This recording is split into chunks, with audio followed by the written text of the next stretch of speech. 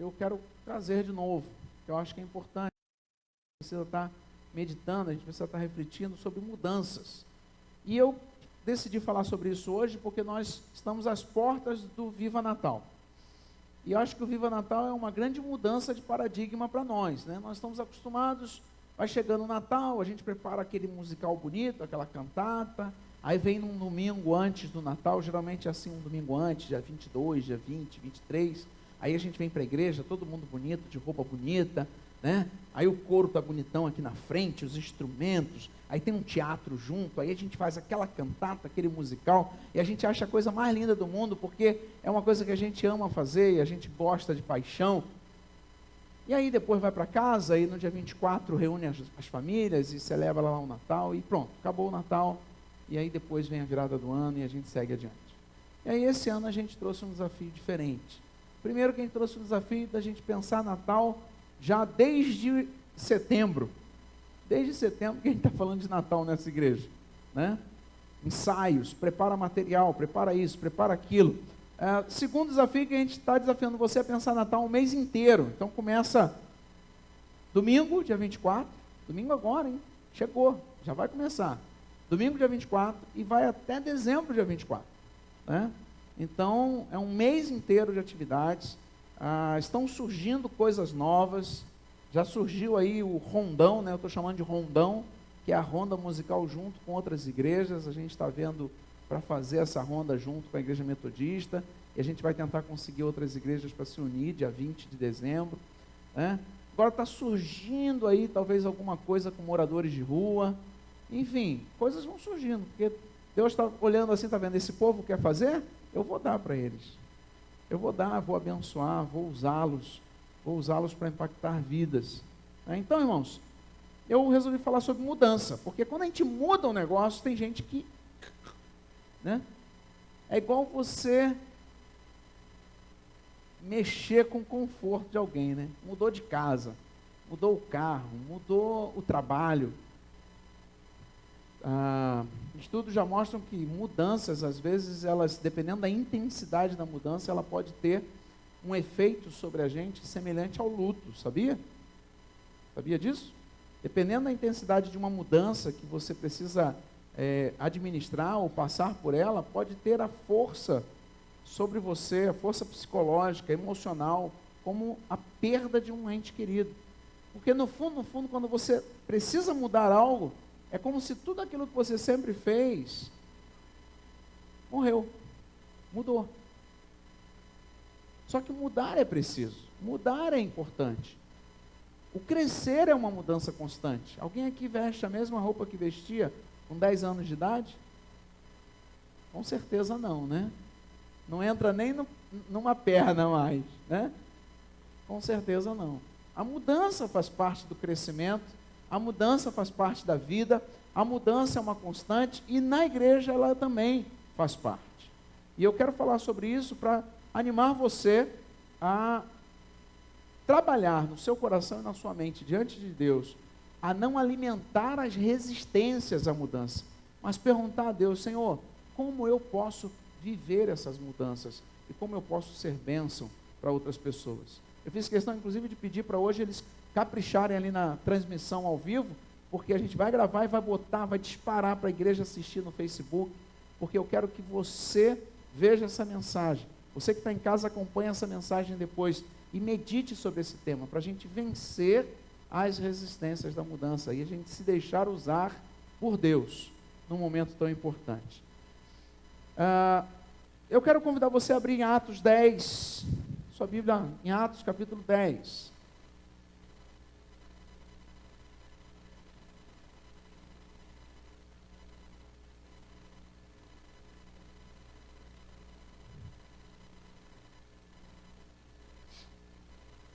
Atos capítulo 10, do verso 1 até o 11, verso 18.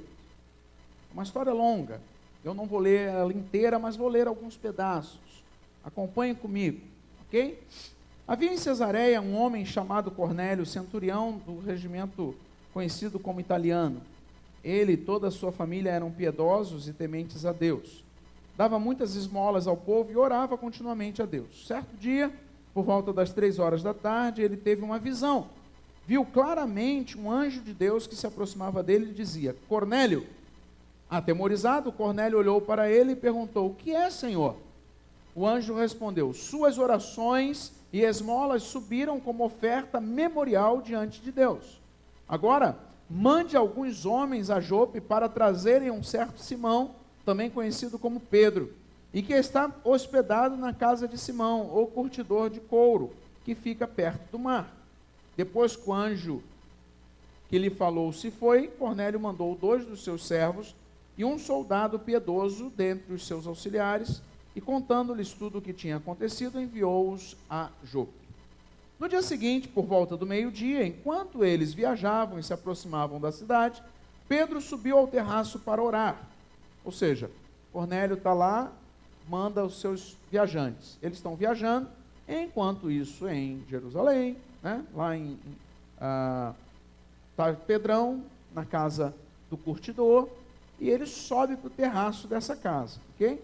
Tendo fome, queria comer. Enquanto a refeição estava sendo preparada, caiu em êxtase, viu o céu aberto e algo semelhante a um grande lençol que descia à terra, preso pelas 4 pontas, contendo toda espécie de quadrúpedes, bem como de répteis da terra e aves do céu.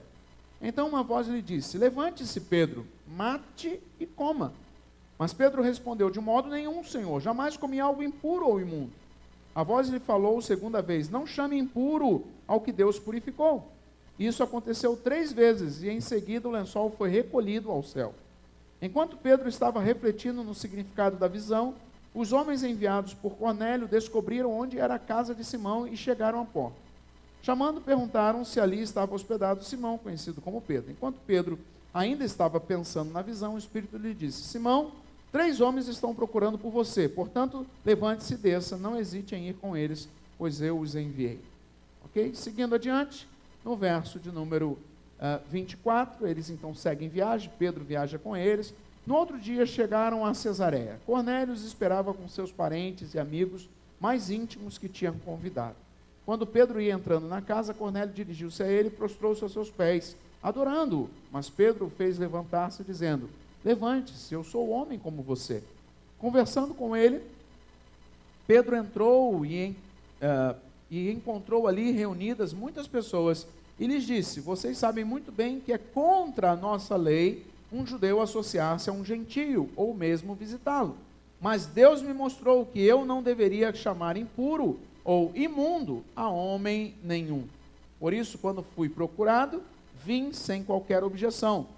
Posso perguntar por que vocês me mandaram buscar? E aí Cornélio então explica e tudo. Verso 44. Enquanto Pedro ainda estava falando essas palavras, o Espírito Santo desceu sobre todos os que ouviam a mensagem. Os judeus convertidos que vieram com Pedro ficaram admirados de que o dom do Espírito Santo fosse derramado até sobre os gentios, pois os ouviam falando em línguas e exaltando a Deus. A seguir, Pedro disse: pode alguém negar a água, impedindo que estes sejam batizados? Eles receberam o Espírito Santo, como nós. Então ordenou que fossem batizados em nome de Jesus Cristo. Depois pediram a Pedro que ficasse com eles alguns dias. Os apóstolos e os irmãos de toda a Judéia ouviram falar que os gentios também haviam recebido a palavra de Deus. Assim, quando Pedro subiu a Jerusalém, os que eram do partido dos circuncisos os criticavam, dizendo: você entrou na casa de homens incircuncisos e comeu com eles. Sempre tem uns para criticar, né? Pedro então começou a explicar-lhes exatamente como tudo havia acontecido. Eu estava na cidade, e aí Pedro conta a história para eles. E aí verso 17 do capítulo 11. Se, pois, Deus lhes deu o mesmo dom que nos tinha dado quando cremos no Senhor Jesus Cristo, quem era eu para pensar em opor-me a Deus? É a pergunta que Pedro faz. Ouvindo isso, não apresentaram mais objeções e louvaram a Deus, dizendo: então Deus concedeu arrependimento para a vida até mesmo aos gentios. Amém, queridos? Eu creio que essa é uma das histórias que mais marcam a perspectiva de mudança na Bíblia. Uma mudança grande, de um grande paradigma. Logo Pedrão, judeuzão, ir à casa de um gentio pregar o evangelho. Isso era inaceitável, culturalmente inaceitável. Mas Deus queria mudar a igreja naquele momento. Naquele momento, Deus quer mudar a igreja. Deus quer mudar a cabeça dos apóstolos. Gente, para nós hoje é tranquilo nós pensarmos nessa ideia, mas para eles, Jesus tinha vindo só para os judeus, só para o povo escolhido de Deus. Então eles tinham muita dificuldade de aceitar. E aí olha o trabalho que Deus vai fazer na sua soberania. Deus dá uma visão a Pedro.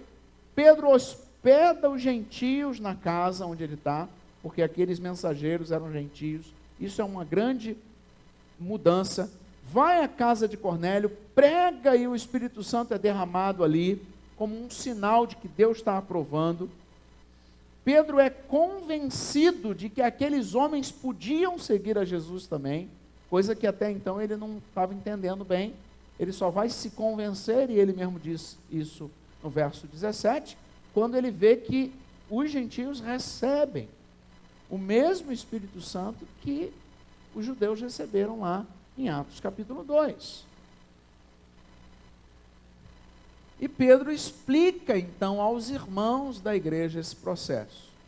E aí os irmãos entendem, então a igreja também vai ser composta por gentios. Então o evangelho não é só para os judeus. Então eu posso falar de Jesus para as pessoas que estão na rua. Não é só para quem entra no templo, não é só para quem vai à sinagoga. Ok? Deus está trabalhando com eles. Logo em seguida esse processo, o que vai acontecer? Qual é o grande evento que acontece com a igreja logo depois dessa experiência de Pedro com os gentios?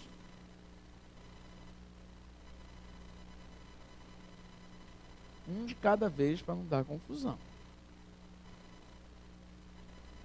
Qual é a próxima história no livro de Atos marcante? Não, a perseguição começou em Atos 8. Foi 2 capítulos antes. Tem a dispersão, mas tem um fato aí importante que acontece. Tem um camarada, gente. Tem um camarada que se converte.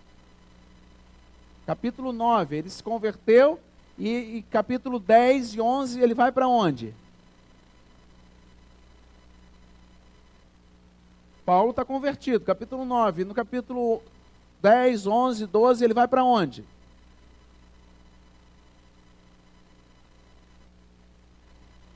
Não.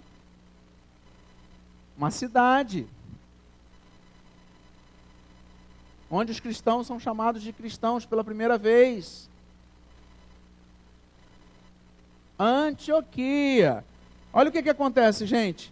Paralelamente, enquanto Deus está trabalhando com os judeus lá, os apóstolos, os primeiros líderes da igreja, paralelamente Deus está trabalhando com Paulo.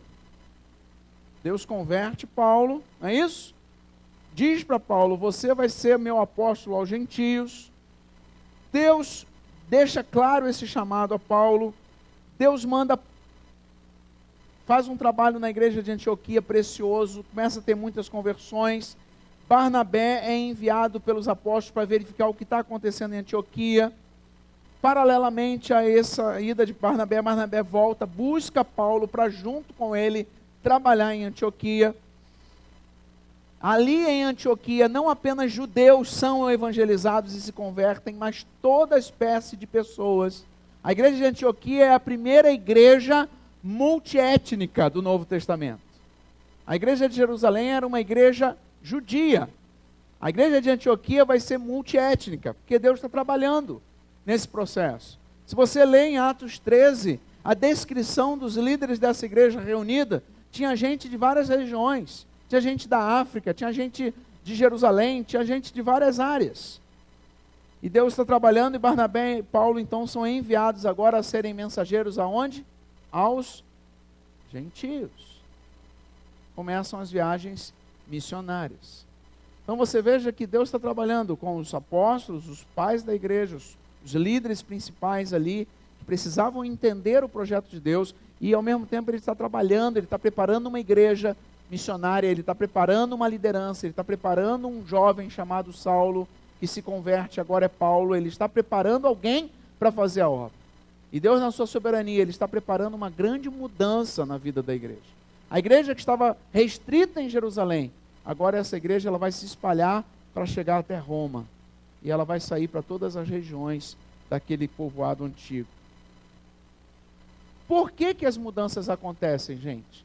Por que que Deus trabalha dessa forma na igreja de Antioquia, na igreja de Jerusalém? Pastor Bill Hybels diz o seguinte, que mudanças geralmente acontecem por 4 grandes motivadores, 4 grandes aspectos: insatisfação, necessidades, ideias novas ou crescimento. Um desses fatores vai gerar mudança. Ou a insatisfação com o status quo precisa gerar uma mudança, ou necessidade de se atender a algo precisa gerar uma mudança, ou ideias novas, alguém teve uma ideia nova de como fazer diferente. Alguns anos atrás, deve ter uns 5 anos isso aí, eu recebi, quando ainda existia Jornal do Brasil, eu recebi uma edição especial do centenário do Jornal do Brasil.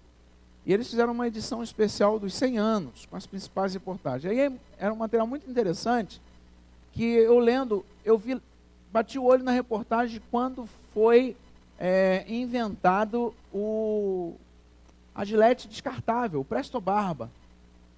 Quando o Presto Barba foi lançado, a matéria que saiu no jornal é de que seria um fracasso. Porque quem ia se dar o trabalho de fazer barba em casa com Presto Barba, se podia ir na barbearia, onde encontrava os amigos, sentar e alguém fazer a barba dele.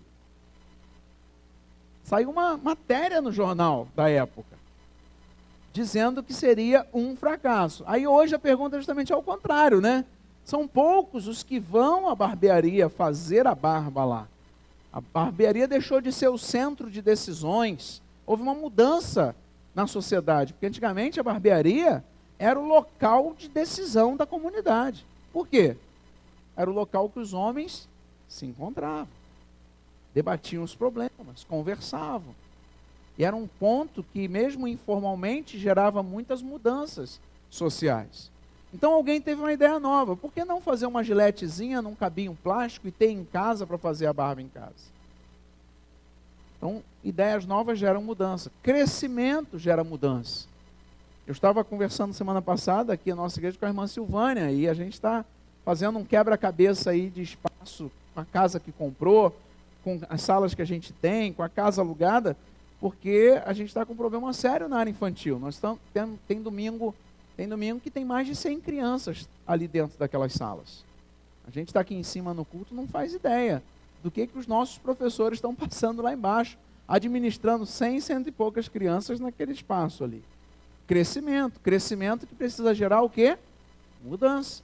Fiz uma reunião semana passada com a irmã Cláudia, com a Silvânia, para conversar sobre as mudanças que o berçário vai passar. Por quê? Porque até agora nós tínhamos o quê? 3, 4 bebês, 5 bebês. Agora nós vamos ter 15 bebês ao mesmo tempo dentro do berçário. Então, crescimento gera mudança. Então, o evangelho tinha que ser pregado a todos os povos. E para isso a igreja precisava mudar, a igreja precisava perceber, a igreja precisava entender. E a mesma coisa nos dias de hoje, queridos. Agora, existem barreiras às mudanças. No caso de Pedro, quais eram as barreiras? Levítico 11 fala que aqueles animais eram impuros. Deus deu a visão para que ele compreendesse que poderia comer os animais. Jesus quebra isso em Marcos 7. Quando Jesus diz, será que vocês também não conseguem entender? Perguntou-lhe Jesus, não percebem que nada que entra no homem pode torná-lo impuro? Porque não entra em seu coração, mas em seu estômago, sendo depois eliminado. Ao dizer isso, Jesus declarou puros todos os alimentos. Então Jesus já tinha quebrado, já tinha mudado esse princípio da lei que Levítico 11 trazia. Mas o Pedrão, judeuzão, não conseguiu quebrar, não entrou no sangue dele. Deus teve que dar um sonho para ele, Deus teve que botar um lençol cheio de animais na frente dele e dizer, come, cara. Eu vou comer, eu sou o cara. Não. Como é que você chama de impuro o que eu já purifiquei? Né? Então, esse é um princípio importante da gente entender. As barreiras, as mudanças, elas vão acontecer. Pedro tinha uma barreira legítima, uma tradição cultural.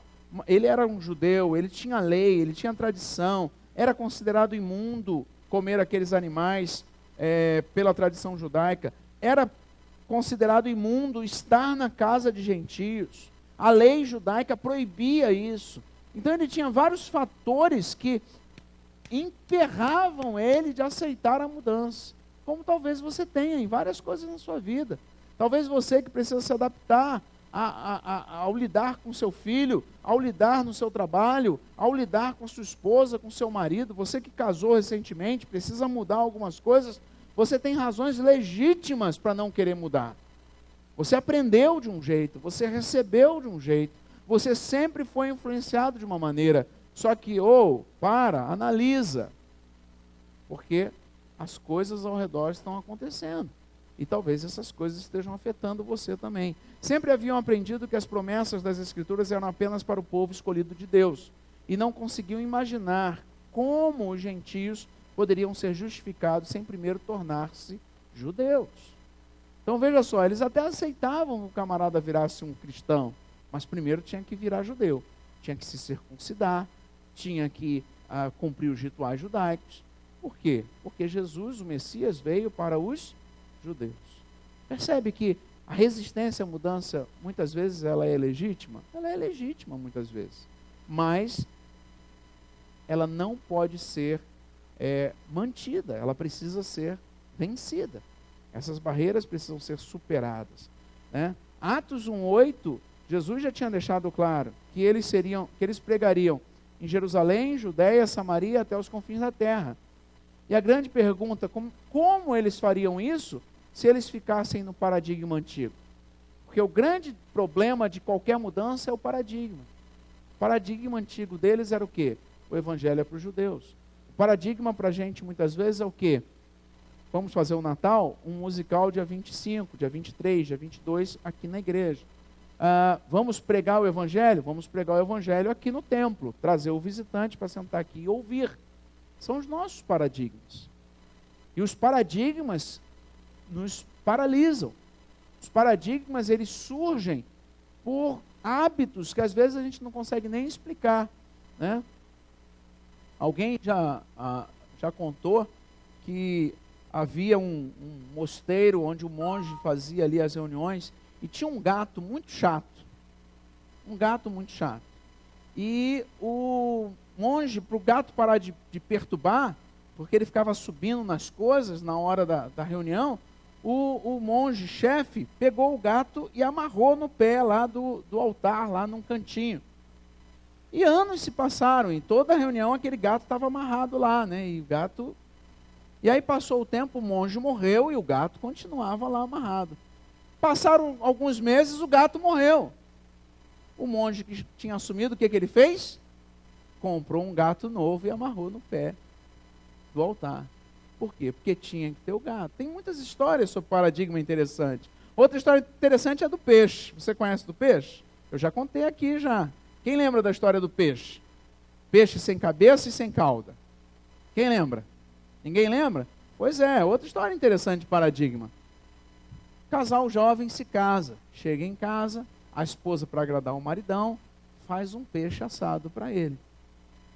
Só que quando põe o peixe na mesa, o marido acha estranho, porque o peixe está sem rabo e sem cabeça. Está só a parte central do corpo. O marido fala, cadê a cauda do peixe, a cabeça? Não sei, eu aprendi assim, minha mãe sempre fez assim. E eles ficaram assim, mas por que ela fazia assim? A cauda do peixe tem tanta carne. Não, ela sempre fez assim. E aí um dia eles foram almoçar na casa da mãe e perguntaram para a mãe, mãe, por que a senhora sempre fazia o peixe sem a cauda, sem a cabeça? E a mãe disse, eu aprendi assim com a sua avó. Mas por quê? Tem alguma razão? Não, a sua avó sempre fazia o peixe sem a cauda e sem a cabeça. Passaram-se algumas semanas, a avó convidou o casal para ir almoçar na casa dela. e falou, vou fazer um peixe para vocês. Aí o rapaz em casa falou, hoje nós vamos descobrir por que o peixe não tem cauda nem tem cabeça. Quando chegaram lá para almoçar com a avó, qual a surpresa? O peixe estava inteiro em cima da mesa. E aí eles não entenderam nada e perguntaram para a avó, vó, minha mãe só faz o peixe sem cauda e sem cabeça, porque a senhora sempre fazia. E ela disse que a senhora sempre fazia assim. Eu aprendi a fazer sem cauda e sem cabeça. Aí a avó começou a rir e disse, minha filha, é porque quando sua mãe estava aqui comigo, que ela estava crescendo, eu era uma pessoa muito pobre, muito simples, e a única assadeira que eu consegui comprar, só cabia o peixe cortado. Eu tinha que tirar a cauda e tirar a cabeça. Então eu assava só o corpo e botava na mesa. É só isso, minha filha. Isso são paradigmas, né? E aí vai passando de um para outro, e nós vamos repetindo. Como igreja, nós temos tantos paradigmas. Por exemplo, por que escola bíblica tem que ser domingo de manhã? Por que culto semanal de oração tem que ser quarta-feira à noite? Por que quando acaba o culto, aqui a gente já não faz mais isso, mas muitas igrejas fazem. Por que quando acaba o culto, o pastor vai lá para a porta na saída para cumprimentar todas as pessoas que vão sair?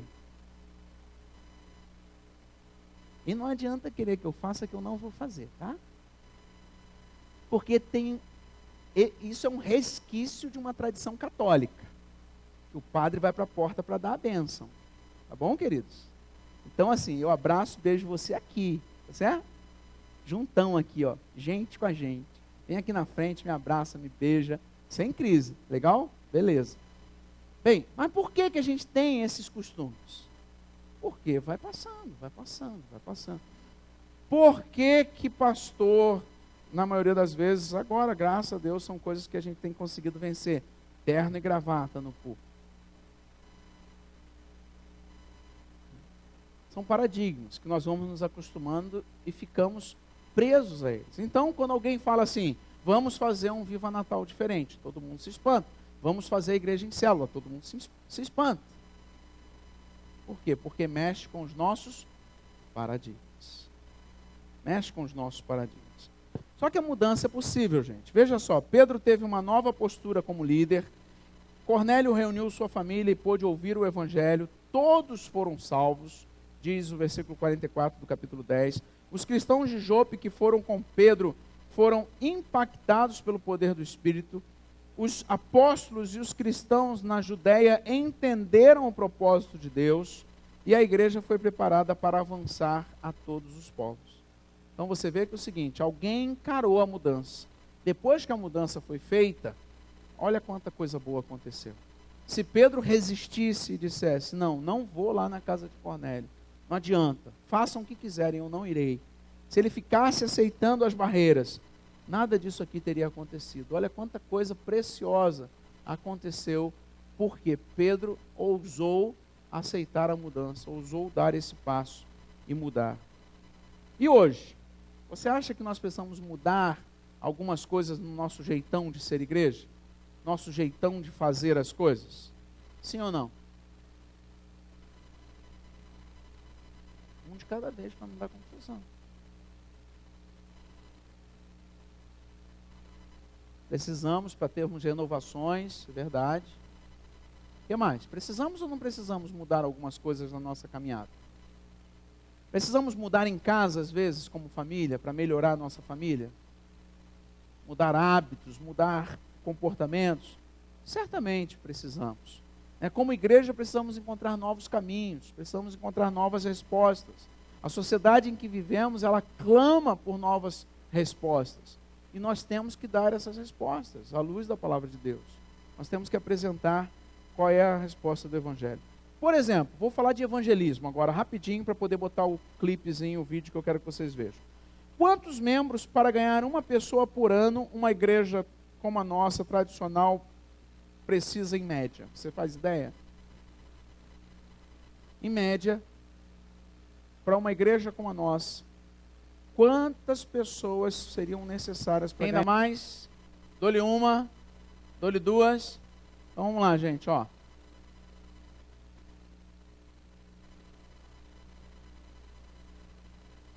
Cada bolinha vermelha é uma pessoa. 42 pessoas. Em média, para cada 42 membros que uma igreja tem, essa igreja consegue ganhar uma pessoa para Cristo. Uma igreja tradicional como a nossa. Ok? E isso é verdade. Isso é fato. A gente vê isso acontecer. É uma realidade da nossa igreja.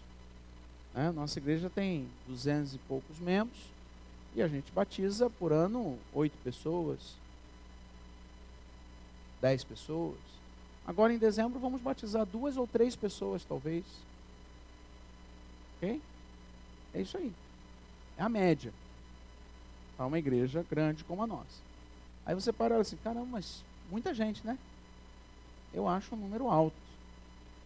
Para cá, é como se 42 pessoas tivessem trabalhado para alcançar uma. Ok? Agora, numa igreja realmente em células, que as células já estão estabelecidas, estão funcionando, estão evangelizando através das células. Quantas pessoas para ganhar uma você acha que são necessárias? Uma pessoa? Quem ainda mais? 5? Quem ainda mais? 30? Dou-lhe uma? Dou-lhe duas? Vamos ver. 1, 2, 3, 4. 4 pessoas. Cada 4 membros ganha uma pessoa.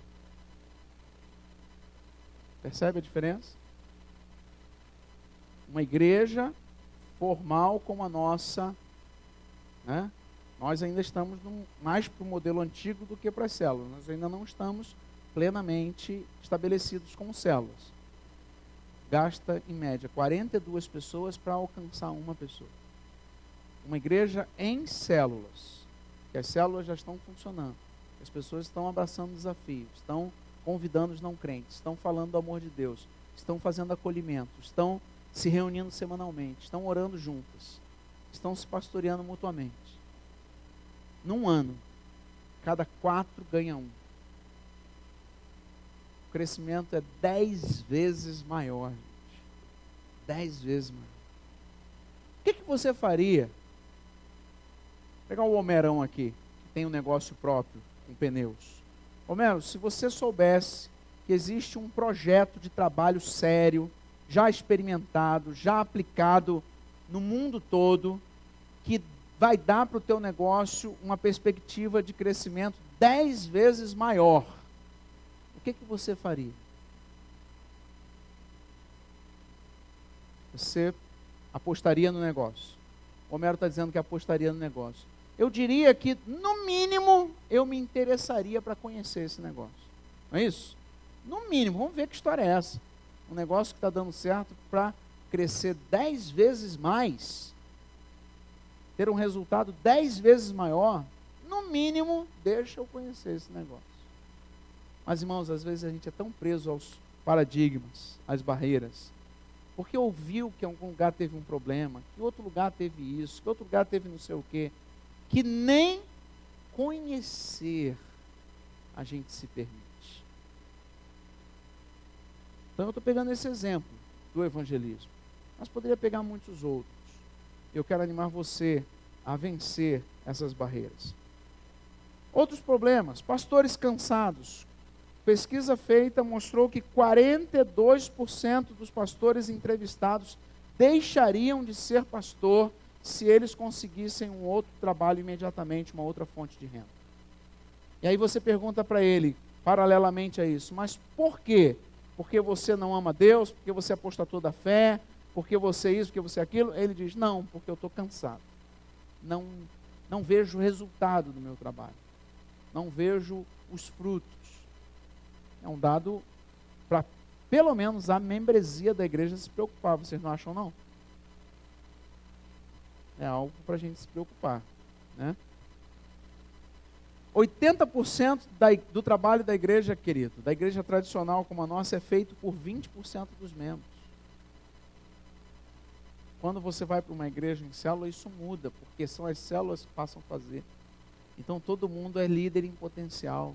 Na nossa igreja mesmo, com as células que nós temos hoje 25 pessoas dividindo comigo o pastoreio da igreja. Olha que coisa legal. Ligando para membro, visitando membro, orando com membro. Só que tem membro que ainda está assim, pastor, tem que vir me visitar. Não vai acontecer, querido. Quem vai te visitar é o líder da célula. Eu vou visitar algumas emergências, eu vou visitar algumas situações cruciais, porque eu não...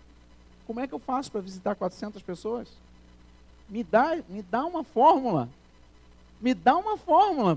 Como é que eu faço para visitar 400 pessoas? Não existe como. Se eu visitasse uma por dia, faltaria tempo. Se eu visitasse duas... Aí se a gente pega um ano, 365 dias, tira 30 dias de férias. Pastor, tira férias, viu, gente? Tira os dias de férias. Tira as viagens, tira os domingos, tira os feriados, tira isso, tira aquilo, tira aquilo outro. O que sobra, nem se eu visitasse 10 pessoas por dia e só fizesse isso, eu visitaria as 400 pessoas. Mas agora o líder de célula, ele se preocupa com 6, ele se preocupa com 7, com 8, ele liga. E quando a situação é forte, requer cuidado, eu tenho disponibilidade para ir e ficar com aquela pessoa, estar com ela, dar tempo, porque eu não estou preocupado em visitar 300, eu estou preocupado em visitar um que está no momento num estado grave, precisando da minha presença mais de perto. Percebe a mudança, gente? Agora a gente tem que vencer o quê? Os paradigmas. A seara é realmente grande, mas poucos os ceifeiros. Rogai, pois, ao Senhor da seara que mande ceifeiros para a sua seara. E essa é a grande mudança de nós entendermos que a igreja somos nós. O que podemos fazer como igreja e não na igreja. Nós temos um paradigma na nossa mente. Eu vou à igreja, o que eu vou fazer na igreja, o que vai ter lá na igreja para mim. O paradigma da igreja em célula, gente, é ao contrário, o que eu vou fazer como igreja. Eu sou a igreja. O que eu vou levar para dar? O que eu vou levar para os outros? Então o Natal não é vir e assistir um espetáculo. O Natal é ir para a rua e abraçar e dizer às pessoas, eu amo você. Natal é ir para a rua e cantar na rua para que as pessoas que ainda não conhecem Jesus possam conhecê-lo. Nós vamos ter o Mais Amor, dia 1º, domingo, dia 1º de manhã, vamos para a rua com rosas. Estamos atrás dos patrocinadores, queremos comprar 1000 rosas. Eu queria comprar umas 5.000 rosas, 1000 é pouco. Porque nós somos 300 membros, cada um sair com 3 rosas na mão, já deu as 1000 rosas. Eu queria comprar umas 5.000 rosas, cada um levar um maço de 10 rosas, 15 rosas. Abraçando, distribuindo rosas, beijando, falando, orando com as pessoas na rua. Imagine o impacto que isso vai causar em Vila Valqueire, gente. Mas para isso eu tenho que entender que eu sou igreja que faz, não igreja que assiste, não igreja que fica sentada. Então, querido, vamos vencer os paradigmas. A igreja está em mudança. Sacerdócio universal é bíblico, evangelismo discipulado pessoal, pequenos grupos, descentralização ministerial. Isso está acontecendo em todas as partes do mundo e nós precisamos entender. Vamos ao vídeo, apaga as luzes, apaga mais luzes aí para mim, por favor. Põe o som.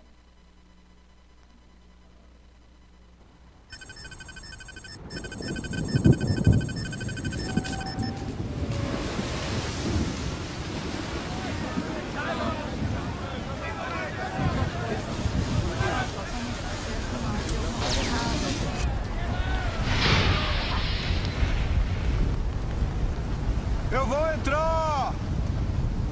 Não!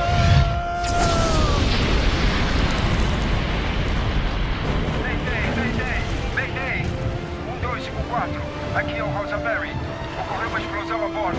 Temos um incêndio, estamos em perigo. Temos somente alguns minutos. Câmbio, Rosaberry, aqui é a guarda costeira. Todos os navios da vizinhança dos 44 graus norte e 127 graus oeste entrem em contato e preparem-se para prestar ajuda imediata. Câmbio. Guarda costeira 1254, aqui é o Corpus Christi. Estamos nas mediações e no percurso em direção ao Rosemary. TSE é de 7 minutos. Câmbio. Entendido, Corpus Christi. Estamos aguardando. Câmbio. Fairbanks. Senhor, temos um navio nas imediações, é o Corpus Christi. A ponte de comando informou que eles têm 62 tripulantes com 24 botes salva-vidas para lançamento. Ótimo. Dê as coordenadas e as especificações do manifesto do Rosa Mary imediatamente. Quero um relatório sobre a situação do Corpus Christi em 5 minutos. Sim, senhor.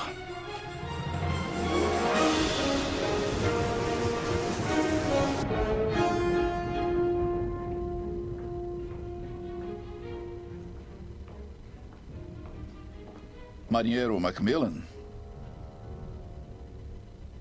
Que noite para o seu primeiro dia de serviço? Quem é você? Escolhas, Jack. Você, amigo, está para entrar no Vale da Decisão. Desculpe-me, senhor, eu tenho... Deixa eu perguntar uma coisa. O que vem primeiro?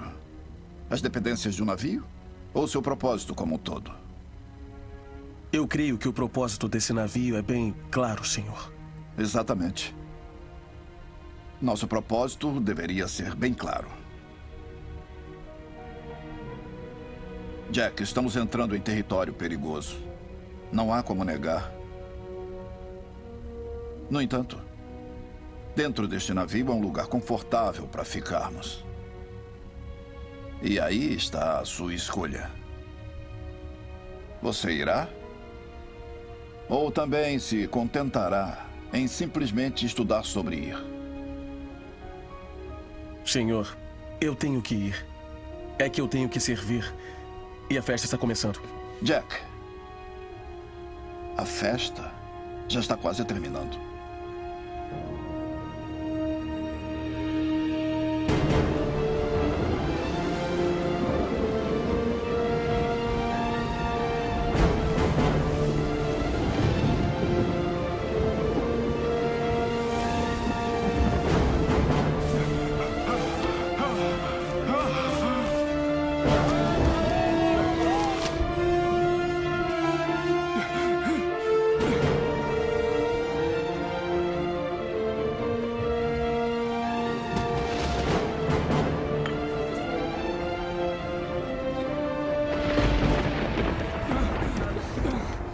Atenção, todo mundo! Atenção! O capitão mandou que todos se apresentem imediatamente ao oficial Burlow no segundo andar do convés para uma missão de resgate urgente. O oficial Burlow preparou os botes salva-vidas. Vamos lançá-los. Me sigam, todos! Uma operação resgate? Stanley, este homem está pingando no meu chão. Meu bom amigo oficial Brock, deixe-me assegurá-lo de uma coisa. Não haverá nenhuma operação resgate. Mas, senhor, Pense. que eu... Conhece alguém que submeteria seu navio a este tipo de clima?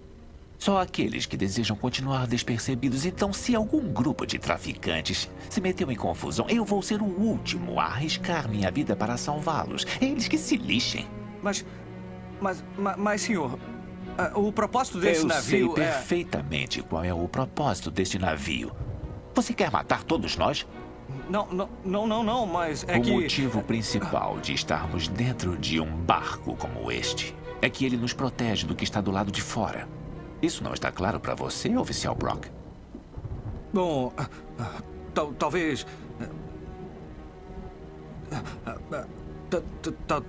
Talvez não esteja, senhor.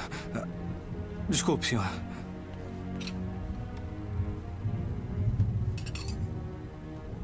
Marinheiro Macmillan? É você que vejo juntar-se aos sábios?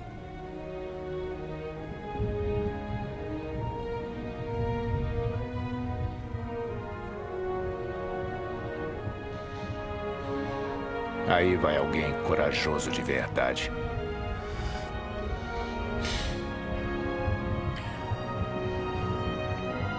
Todos, pontualmente na igreja às 21h45.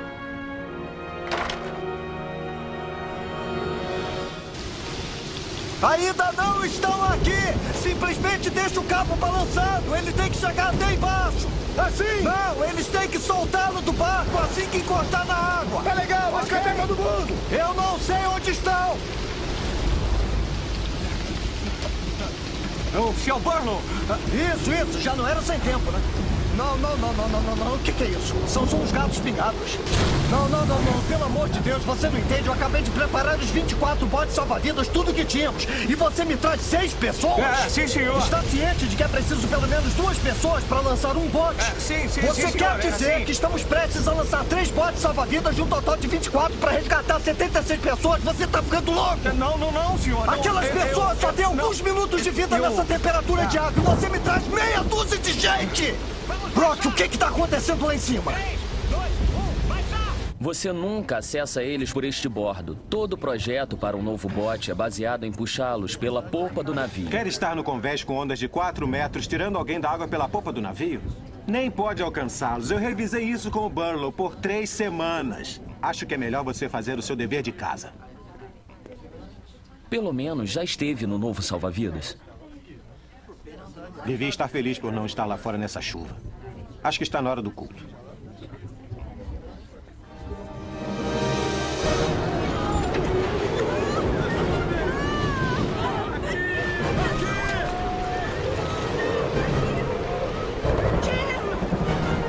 Cadê você? Onde você está?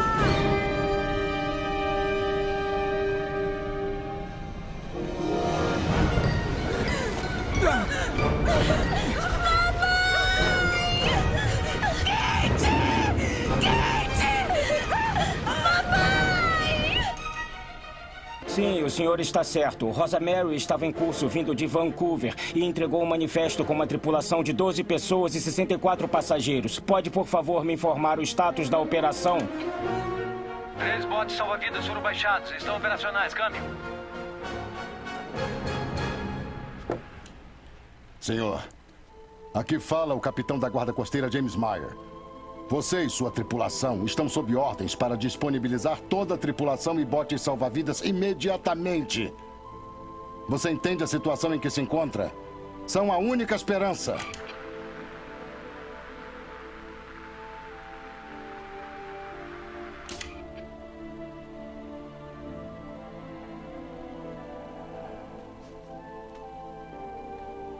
Eles têm o melhor navio que existe. 62 tripulantes, 24 salva-vidas e lançam somente 3.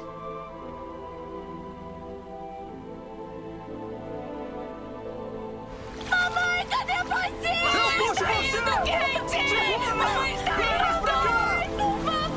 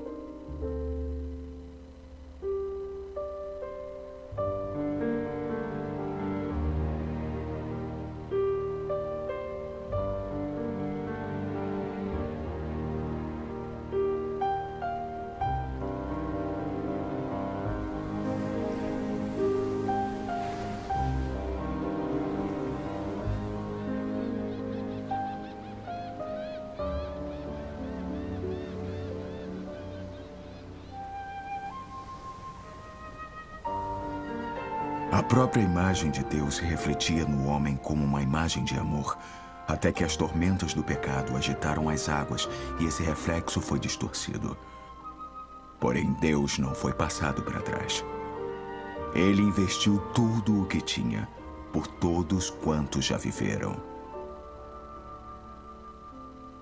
Através das eras, homens e mulheres, investidos de paixão, viveram e morreram por pregar a palavra de Cristo e sua salvação a todas as tribos e nações. O amor de Deus na alma do homem é 100 vezes mais puro e nobre do que qualquer outro motivo que já o tenha impulsionado. Conhecer o amor de todos os amores é o segredo de todos os segredos. Meu amigo, eu estou aqui para dizer-lhe: a Igreja de Jesus Cristo não é um barco de prazeres, mas sim um bote salva-vidas para a salvação de almas. E precisamos de toda a ajuda a bordo.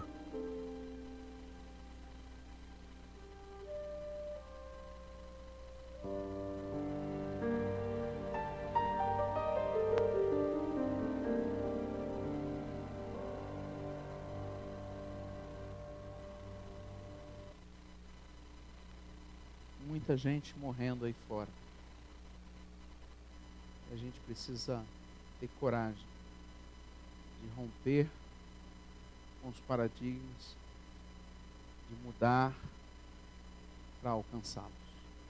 Esse é o desafio que eu quero deixar para você hoje. Que você medite e que você se apresente cada vez mais como instrumento de Deus para ir ao bote salva-vidas e ir lá em alto mar salvar quem está perecendo. Amém? Feche seus olhos, vamos orar. Senhor, em nome de Jesus, o Senhor nos ajude a mudarmos naquilo que precisamos mudar para que vidas sejam verdadeiramente alcançadas e resgatadas.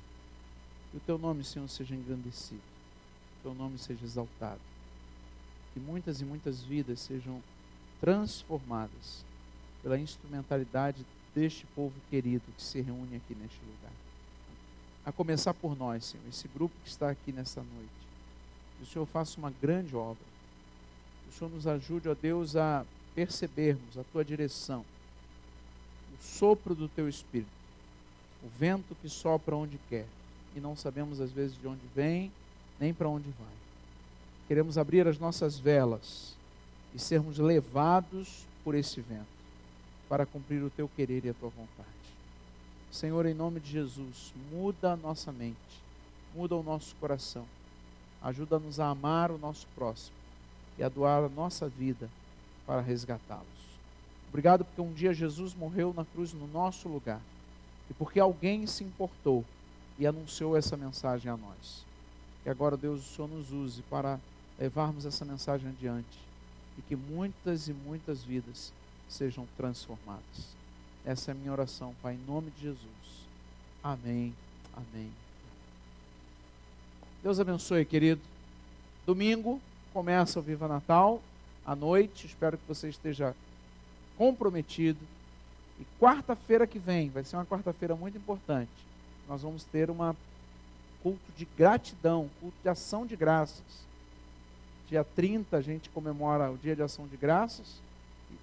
Dia 28, né? E aí na quarta, 27, nós vamos ter o culto de gratidão e estamos convidando os alunos do reforço escolar, os pais desses alunos, os professores, e queremos convidar nossos amigos. O coro vai cantar pela primeira vez parte do musical, pela segunda vez, né? Parte do musical. Então eu tenho certeza que vai ser uma noite preciosa. Esteja convidando, tanto para domingo quanto para quarta-feira, a gente ter bastante gente aqui aproveitando essas oportunidades. Que Deus abençoe.